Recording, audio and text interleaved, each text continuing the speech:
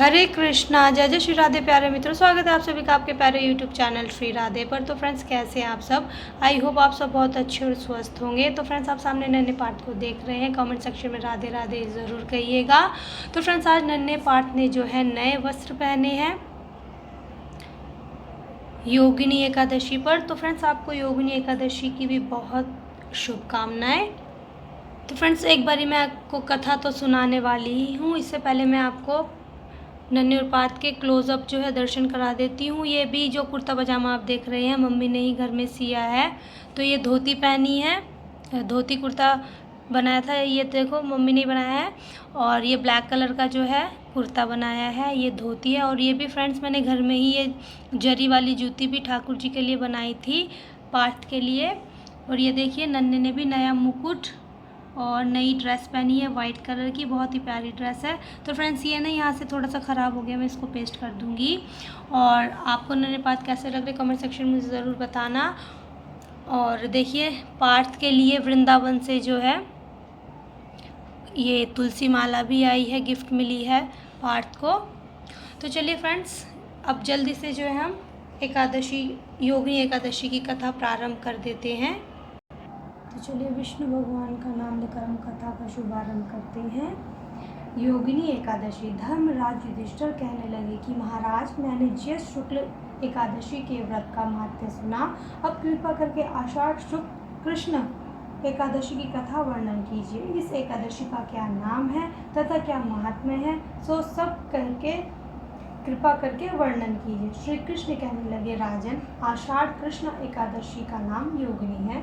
इस व्रत से समस्त पाप नष्ट हो जाते हैं। इस लोक में भोग और परलोक में मुक्ति देने वाली है।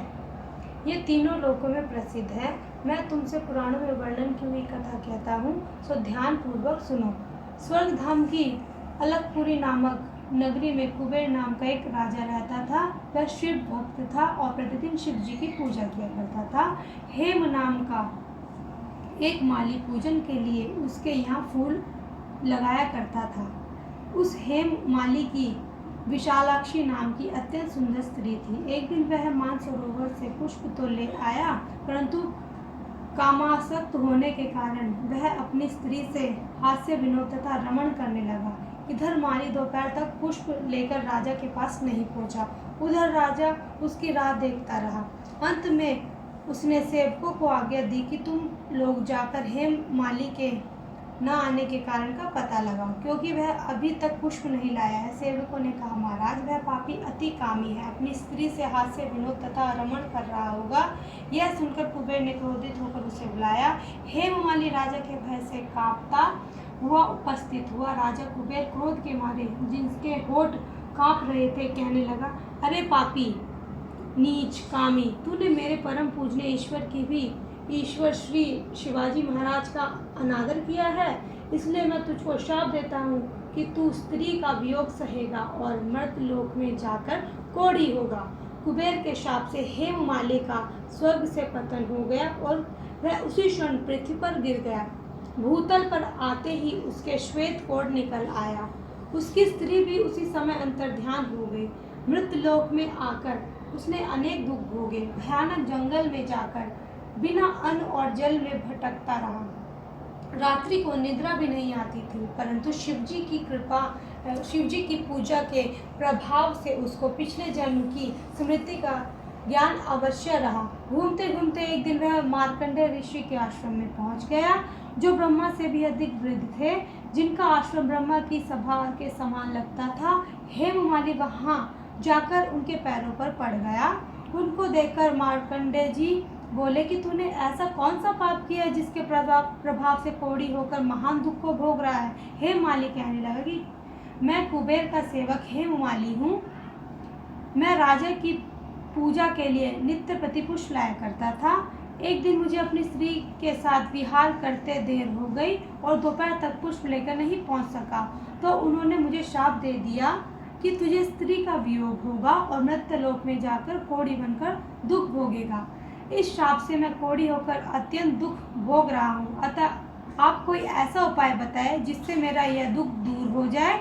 इस पर मार्कंडेय ऋषि बोले कि तूने मेरे सम्मुख चूंकि सत्य वचन कहे हैं, इसलिए मैं तेरे उद्धार के लिए एक व्रत बताता हूँ। यदि तू आषाढ़ मास के कृष्ण पक्ष की योगिनी नाम की एकादशी का विधि पूर्वक व्रत करेगा तो तेरे सब पाप नष्ट हो जाएंगे। यह सुनकर हेममालिनी ने अत्यंत प्रसन्न होकर मुनि को साष्टांग प्रणाम किया। मुनि ने उनको अत्यंत स्नेह के साथ उठाया। हेममालिनी ने मुनि के कथानुसार विधि पूर्वक योगिनी एकादशी का व्रत किया और इसके प्रभाव से अपने पुराने स्वरूप में आकर अपनी स्त्री के साथ विहार करने लगा। हे राजन, यह योगिनी एकादशी का व्रत 88,000 ब्राह्मणों को भोजन कराने के बराबर है। इस व्रत से समस्त पाप दूर हो जाते हैं और अंत में स्वर्ग की प्राप्ति होती है। इस प्रकार एकादशी महात्म्य का जो है 15 अध्याय और एकादशी की जो कथा है, योगी एकादशी की कथा समाप्त होती है। विष्णु भगवान की जय, लक्ष्मी मैया की जय।